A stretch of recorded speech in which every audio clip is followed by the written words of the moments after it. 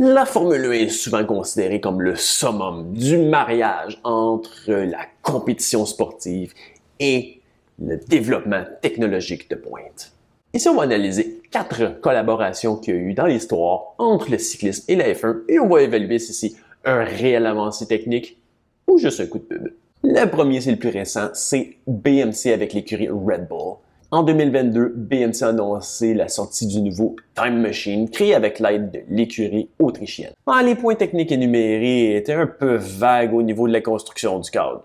Il y avait entre autres l'ajout de bandes dans la jonction entre le pneu et la jante pour améliorer l'écoulement d'air. Mais rien de révolutionnaire si on considère que Zip a déjà fait ça il y a déjà plus de 15 ans. Disons que des roues de vélo rouges avec des bandes rouges sur les pneus, Pirelli édition spéciale, ça donne étrangement un look très similaire aux typiques pneus à gomme tendre utilisés en F1. Coïncidence? J'en doute. À mon avis, visiblement, c'est un partenariat qui est plus l'image que réelle avancée technique. Mais malgré ça, c'est quand même réussi parce que, personnellement, la thématique Red Bull, la peinture, du cadre et le look des roues, c'est de feu. Le vélo, il est superbe. Deuxièmement, on a Specialized et McLaren.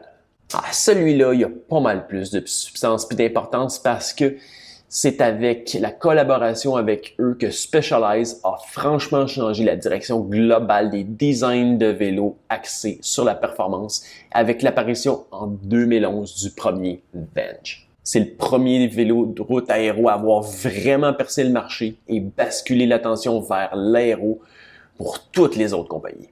C'est une tendance qui est définitivement encore présente aujourd'hui. On ne saura jamais le réel niveau d'influence que McLaren a eu sur le développement du Venge, mais on ne peut pas nier que c'est un vélo qui a eu un gros impact sur l'industrie. Oui, je le sais, c'est pas les premiers jamais fabriqués. Entre autres, il y avait le Cervelo Soloist qui a été un peu un précurseur. Mais il faut être réaliste que c'est le Venge qui a eu un gros succès et qui a lancé la tendance à plus grande échelle. Ensuite, il y a Colnago et Ferrari. Ça, il n'y a aucune collaboration technique, c'est purement marketing et très assumé. C'est simplement une compagnie de vélos italienne de prestige qui veut offrir des vélos avec un look immanquable d'une autre marque italienne de prestige. Qui voudrait pas d'un vélo qui ressemble à une Ferrari avec son rouge typique et son fameux logo? À travers les années, Colnago a à plusieurs reprises offert des éditions Ferrari limitées. C'est purement du marketing et de l'image, mais c'est assumé, c'est clair.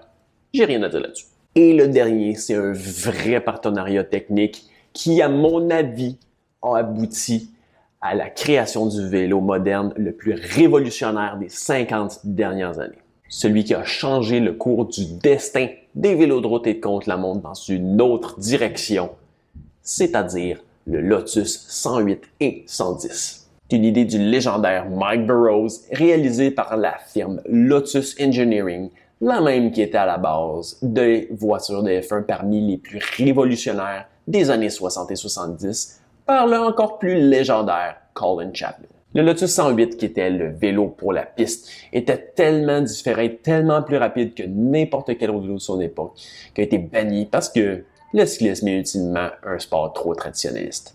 Mais sa marque dans l'histoire est indéniable parce qu'il a fait réaliser à tout le monde à quel point l'aérodynamisme est important dans le design d'un vélo performant. Pas mal plus que la légèreté ou la rigidité, qui étaient les choses priorisées à l'époque. Ultimement, bien que le cyclisme aime se frotter à la F1 pour se donner une image de haute performance technologique, faut être réaliste aussi. Le monde du cyclisme est beaucoup plus contraignant et traditionnaliste que le monde de la course automobile. La F1 va mettre de l'avant l'innovation bien avant l'image, l'esthétisme ou la tradition. Est-ce que c'est la bonne façon de faire? Ultimement, la réponse est 100% relative à l'opinion et ce que les gens vont prioriser dans leur approche par rapport au cyclisme. Mais votre opinion, n'hésitez pas à l'exprimer dans les commentaires. Aimez cette vidéo, abonnez-vous à la chaîne et on se revoit pour une prochaine capsule.